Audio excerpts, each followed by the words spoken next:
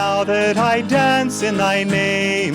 Birds and animals share in my song. All my sorrows, all my merriment, join in music to set hearts aflame. All my sorrows, all my merriment, join in music to set hearts aflame. Thank you. I am Nayaswami Parvati. This is Nayaswami Anandi, and we're very happy to be with you today. So the reading from Rays of the One Light, which is weekly commentaries based on the teachings of Paramhansa Yogananda on the Bible and the Bhagavad Gita, and written by Swami Kriyananda. This week, the topic is, Does God Hide the Truth? Truth is one and eternal. Realize oneness with it in your deathless self within. The following commentary is based on the teachings of Paramhansa Yogananda. In last week's reading, we saw that the great masters themselves counsel discretion in the dissemination of truth. The counter-argument is sometimes made, but the Lord doesn't hide. He reveals his beauty in the sunsets, his tender sympathy in the rain, his wrath in the thunder, his restless energy in the brooks, his power in the sunlight. There are exoteric truths, and there are also esoteric truths. There is that which is revealed impersonally and left up to us to interpret, such as the thunder and our perception of it as divine wrath, the rain and our perception of it as God's sympathy.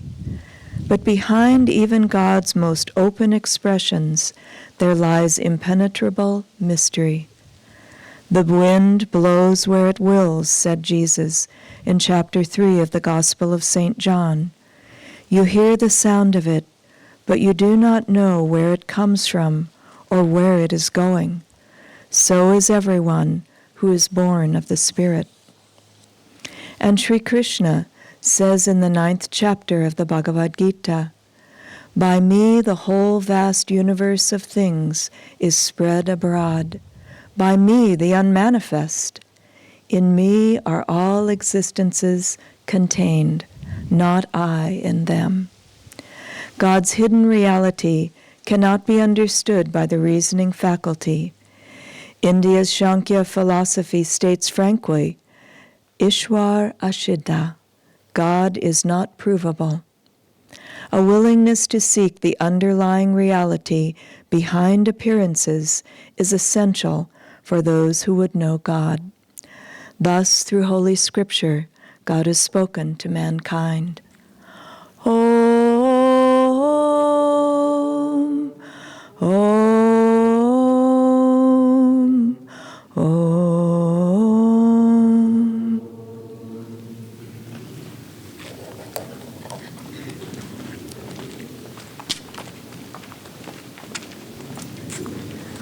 Good morning. It's so wonderful to see all of you here and to be right on the brink of starting our Spiritual Renewal Week.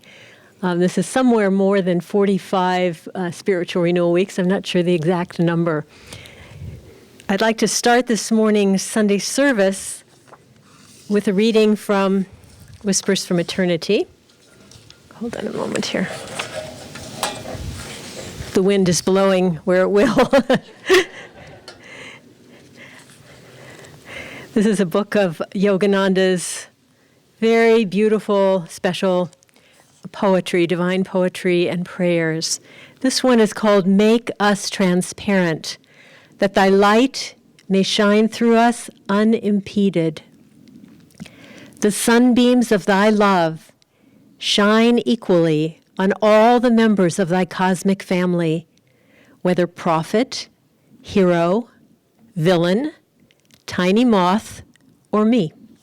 It is our own fault if we make ourselves opaque by our own mental and emotional dullness. Teach us to wipe away the dirt of error from the windows of our understanding. Our arms are weak for the task, owing to our long inner spiritual resistance. O Master Cleanser, lend power to our efforts that we may wipe away every last spot that clings to our minds, obscuring our transparency and preventing free entry to thy light. O make us fully clean again, invisible in our egos, because transmitting only visions of thy beauty, which lies within us.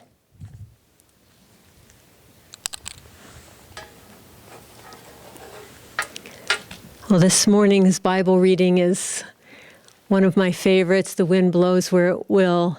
And it is such a beautiful one to start our Spiritual Renewal Week, because for over 45 years we've been having these wonderful classes and activities and satsang, spiritual fellowship, sadhana, spiritual practices. And yet, to me, what distinguishes Spiritual Renewal Week is the wind of God's consciousness that blows so palpably through the whole week. And it's felt within ourselves. And that should be the focus for this week, to just feel that you are here alone with God, along with all your spiritual family, and just feeling that blessing flowing in you and transforming you, purifying you. This concept of the wind blows where it will, and no one really knows what's happening. This is the consciousness of the masters, of the saints. They live in a very different world than we do. We live in a world where we're figuring everything out. We're organizing everything. We're assessing everything. We're making it happen. We're controlling everything.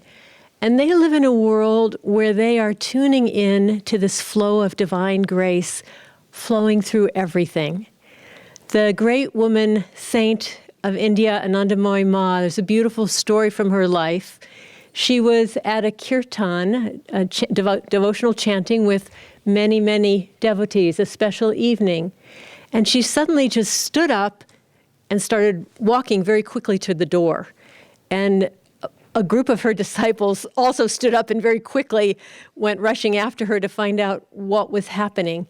And she went from that gathering to the train station. She got on the train. She rode the train for over an hour. She got off at the city called Sarnath, and she went walking through the city until she came to an apartment door. Inside, they could hear someone crying. When the door opened, it was one of Ma's devotees who had been abandoned in Sarnath with no money, no one to turn to, and she was calling out to her Divine Mother. And her Divine Mother heard her and went there. This is the life that the saints live in, where they're just not worried so much about the organizing and the fixing, but really saying, what is God doing here? We have so many stories of Swami Kriyananda living in that consciousness, but one of my favorite ones was shared by our friend Matt Stickney, who wrote about it in a blog, and he talked about when he first came to Ananda, things weren't working for him at all. Some girl broke up with him. He couldn't find a job that seemed to fit him, and every door just seemed closing. He felt like a big failure. Well, he went to a satsang with Swami Kriyananda here in the temple. He was sitting near the back of the room. He wasn't sitting on the aisle. He was a couple of seats in from the aisle. And as he was sitting there, the weight of oppressive failure in his life was on him. But then, in that uplifted atmosphere, he said, no, I'm going to close the door on the past. It doesn't matter. None of that matters. I'm here for God. I'm going to put my one foot in front of the other and move forward on the spiritual path. And as the satsang went on, he just kept doing that. Every time thought of discouragement came, no, I'm moving forward with God's courage and God's strength. Well, after the satsang, Swami was walking down the aisle to leave, and everyone pranams to Swami, and as he walks past, we tend to follow him with our gaze. And so he walked past where Matt was, and Matt turned around, was pranaming as he walked by, and Swami just turned around, looked him right in the eye, and he said, "That's the spirit." And everyone around Matt started patting him on the back. Oh, there's the guy with the spirit. He's got the spirit. And Matt they had no idea what was going on, and Matt was completely dumbfounded. But that consciousness of the divine is flowing all the time, and it's flowing in each of our lives. And if I asked each one of us here, how did you happen to find Ananda? We would hear the most wonderful stories, because they would all have this mysterious quality of something operating behind. Everybody's nodding their head. Yes, I know, me too. But I wanted to share the story of Bharat, my husband, how he came to Ananda. He came to Ananda in 1973 for the first time, just stayed for a brief time, and left here and ended up participating in a Zen monastery for a couple of years. But that didn't feel right for him. And so one day, in 1975, he was out at the Boy Scout camp a couple of hours from here, where he worked as a naturalist. And he was sitting by a lake about 20 minutes from the main area of camp. And this Boy Scout came out to deliver a letter to him. And decided this Boy Scout had felt that delivering this letter now was important. Well, Bharat had been sitting by this lake praying to God. What is my next step spiritually? Where do you want me? And so this Boy Scout handed him the letter. This letter had gone to his parents' house in Yuba City. It had been forwarded to the Scout Council. It had been forwarded from the Scout Council to the Boy Scout camp. And now this Boy Scout walked it out to Bharat, and it was a mailing from Ananda. And Bharat looked at it and he said, yes, that's where I'm going. Who planned all that? Who planned all that? Too beautiful for words.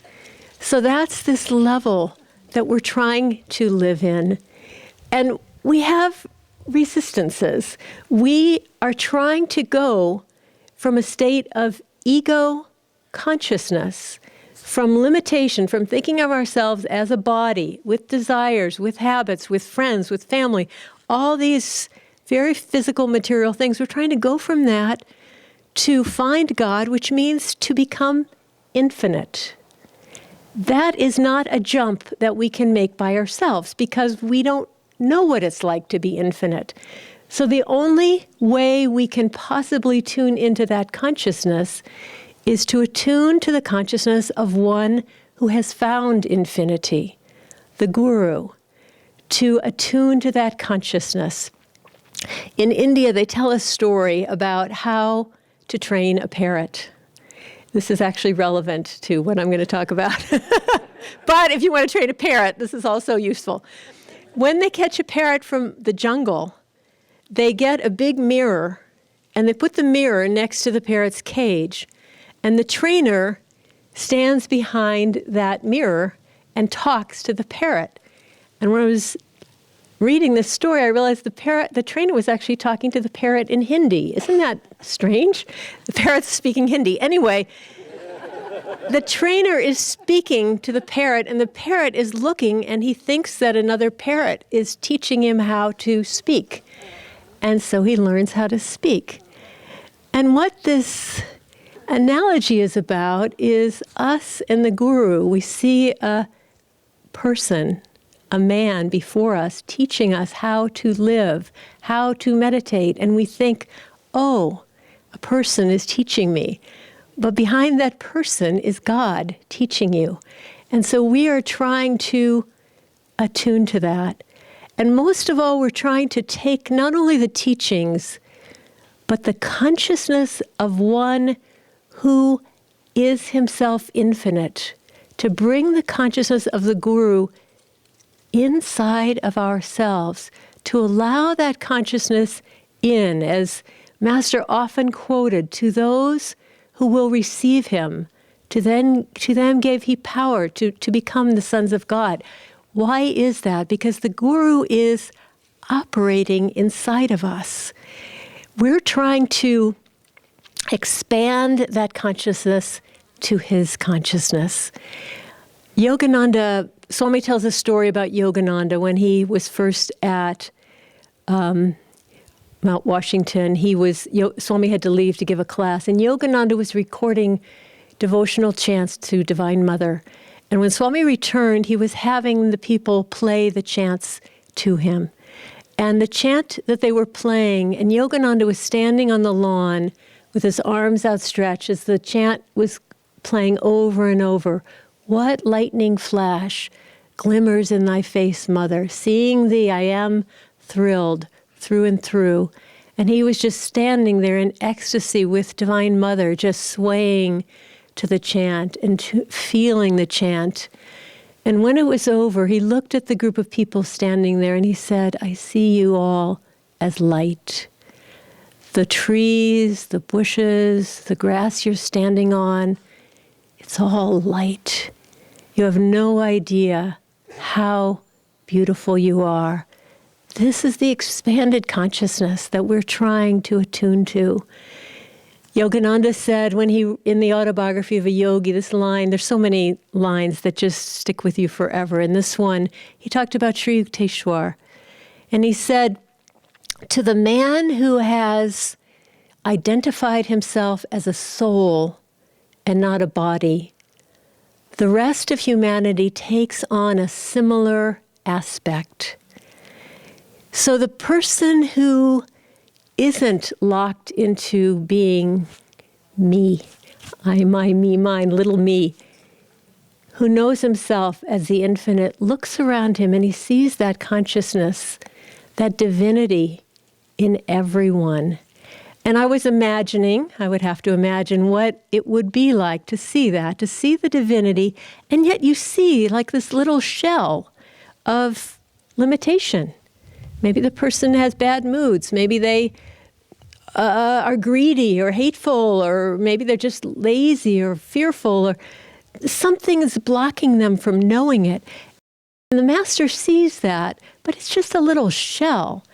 And he sees that this infinite inside of them is longing to come out, is longing to be one with joy. And that is the truth. That is our state. We're trying to be there. Yogananda gave an example of taking 1 million cubic feet of air and compressing that huge amount of space, which you can compress down into 1 cubic foot in a little box. You could take all that air, you could put it in a little box, and it would all fit. But when you open that box, that air would expand and expand and expand back to those 1 million cubic feet. And that is us. Our consciousness is infinite. Right now, our consciousness is infinite, but the problem is we've locked it in a little box of our body. We think this is who we are. And if we could break the identification with that body, our consciousness would just expand forever. It would be infinite. One time I wanted to ask Swami Kriyananda a question that was very important to me, and he was heading out the door, and I said, Sir, could I have just a moment of your consciousness? And he just turned and looked at me and said, you have it already. We're all there. We're all infinite. We just have to know it. We have to break that. And so how do we break it? Is we try to bring that consciousness of the Guru inside of ourselves and open ourselves to it and let him work inside of us. I was kind of imagining, I don't know if this is how it is, but I was imagining the Guru inside of us sort of like a general looking at the lay of the land and saying, this channel is completely blocked. This person really is not going to be free until we can open that channel. So we need to just get a little dynamite. We need to get a karmic bomb. We need to set out a karmic bomb right here. And that's going to open the channel so that energy can flow freely, because my goal is not their happiness. My goal is not their enjoyment. My goal is their complete bliss, their complete freedom in God. And we just have to do some adjustments. And like he said with Gyanamata, his most advanced woman disciple, he said she suffered for 20 years But what difference does it make? She was liberated. She was free for eternity. And that's the way he thinks. He's not so worried about if it looks kind of not so good right now. He's looking at the long haul. Where is going to be the most effective long-term strategy for our freedom? And that's when we get things like illness and divorce and confusion and challenges. It's all happening. But it's not done randomly, and it's not done for our suffering. It's done to see if it can open up channels for greater realization. Yogananda used to say, why do you want this thing or that? You don't know why you came here. And I was thinking for each of us here, we could probably say, if there was one thing in your life that you wish was different, you could bring that to mind. And then perhaps bring to mind the fact that that's probably the reason you incarnated, was to experience that, so that you could move through that, so that you could become your true potential. I read a very, very beautiful quotation from Master that I want to share with you. When I was a boy, I sat praying night after night, and no answer came. I saw unenlightened humanity on one side, and on the other, eternity, which would not speak to me.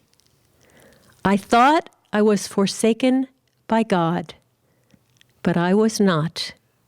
He was hiding behind my thoughts and feelings all the time. Again and again I cried and prayed, when inwardly I renounced everything, even happiness, lest it be material happiness. Then he came to me. So, it's not easy what's being asked, but we don't have a lot of choice. We want to look at this and say, how deeply can I long for this freedom for God?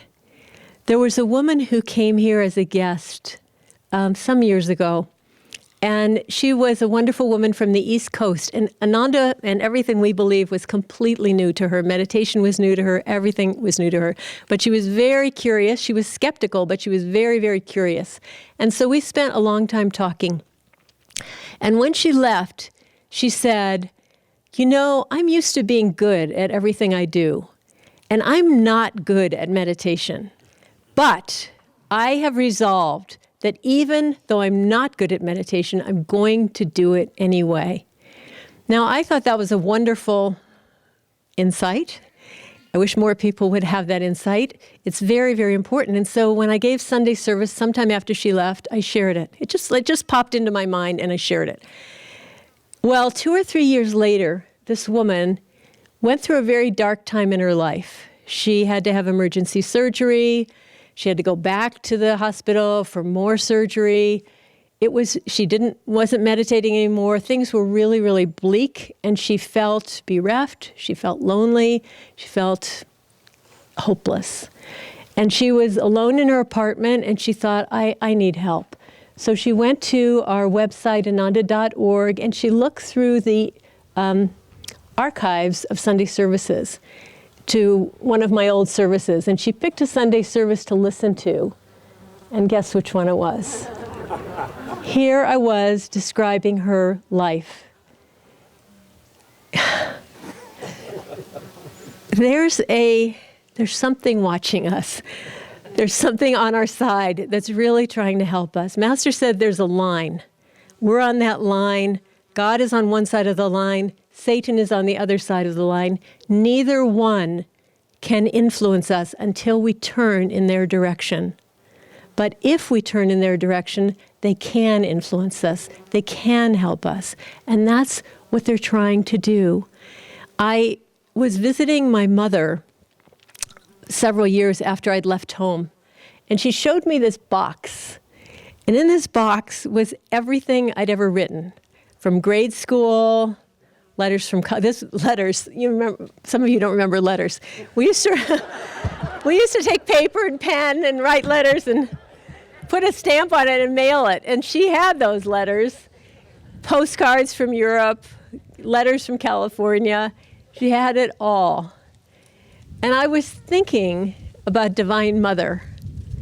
Divine Mother also has those letters, those calls that we send to her. I want this. Mother, I really need your help. Mother, I love you. Mother, I want you. Mother, I don't know what to do in this situation. All those, confusion, personal desire, material desire, divine love, she has them all. Mm-hmm. And she's committed to actually fulfilling them all, no matter how many lifetimes it takes. But when we can finally say, Mother, I really don't want anything. I just want you. Then she will fulfill that for us. I'd like to end by reading something, and I'm going to read it more than once because I've been repeating it to myself. It's so beautiful. This is something that one of Yogananda's disciples wrote to a friend of mine. Fathomless depths of love for God lie hidden in the human heart, waiting to be uncovered by the Guru's liberating discipline. Close your eyes and feel this. I'm going to read it again.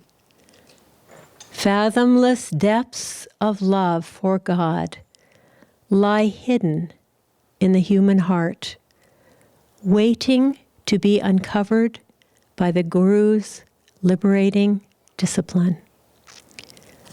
Let's remember that. Let's know who we are. Let's invite the help of one who also knows who we are and attain our true potential.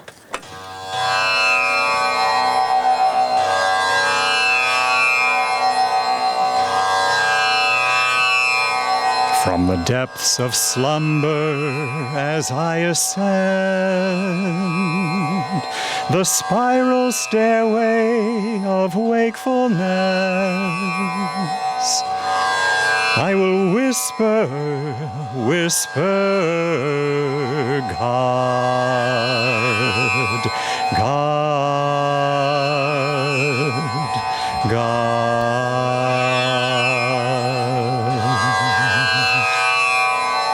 Thou art the food, and when I break my fast of nightly separation from thee, I will taste thee and mentally say, God, God,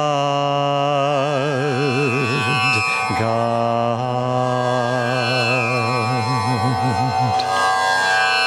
No matter where I go, the spotlight of my mind will ever keep turning on thee. And in the battle din of activity, my silent war cry will be, God, God, God.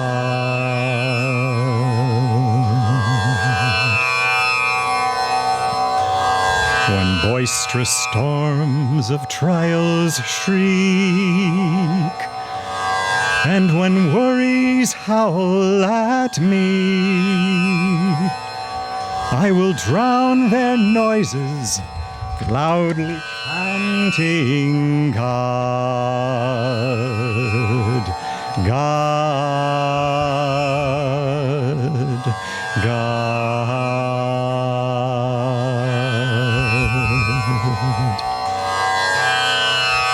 When my mind weaves dreams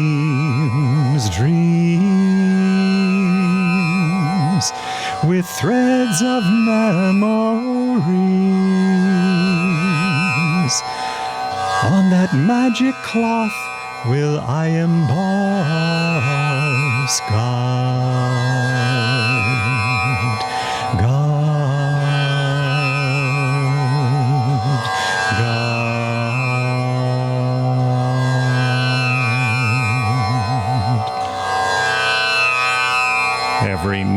in time of deepest sleep, when my peace dreams and calls joy, joy, my joy comes singing evermore. God, God, God.